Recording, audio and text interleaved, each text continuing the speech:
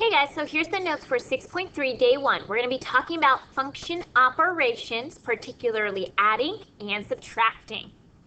Okay, let's talk about our function notation and really all the operations that we have.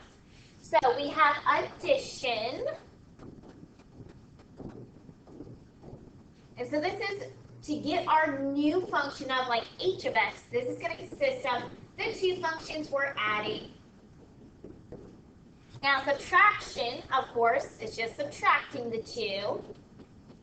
So you'll see h of x, and this will be f of x minus g of x. Now just know this is not always going to be the order, but this is something what you're going to see. Now multiplication division we will see in the next bit of notes, but just go ahead and write this down in your notes so you have it. So that's like if we use f of x, you'll see like a little dot that means multiplication there, and then g of x. So basically, when we do our operations, we're either adding, subtracting, multiplying, or dividing two functions, okay? And so that could look like f of x divided by g of x. There we go, okay? Okay, now let's go ahead and do some operations. Now, particularly for the 6.3 day 1, we're only going to be dealing with adding and subtracting, but then in the next bit of notes, we'll talk about multiplying and dividing.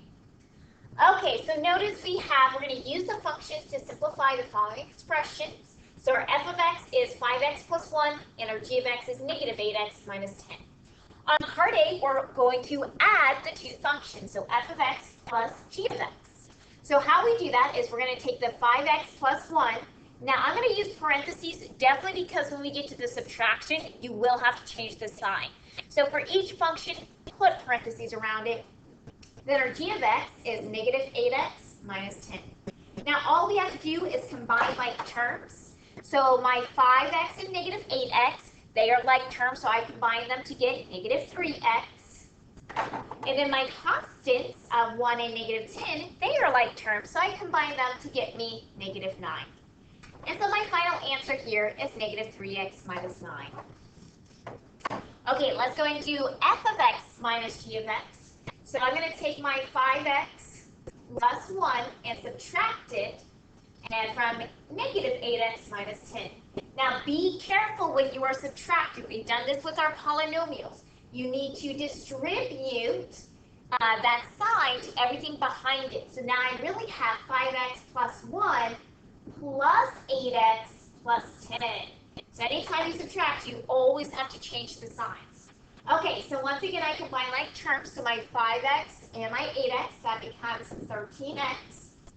And then my constants of 1 and 10, that becomes 11.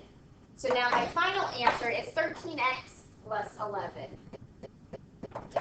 Okay, I would like you guys to go and pause the video and try example 1C on your own.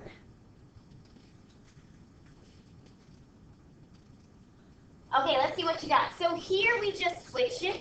So our g of x function is actually going to be the first of negative 8x minus 10 minus, now I do like f of x, so 5x plus 1.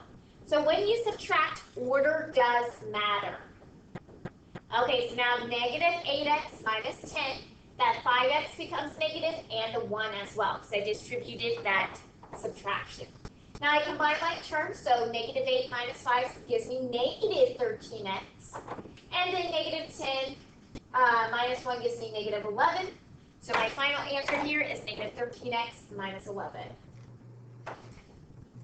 Okay, make sure you watch the next part. That's where we're going to be talking about how do we find domain of these functions.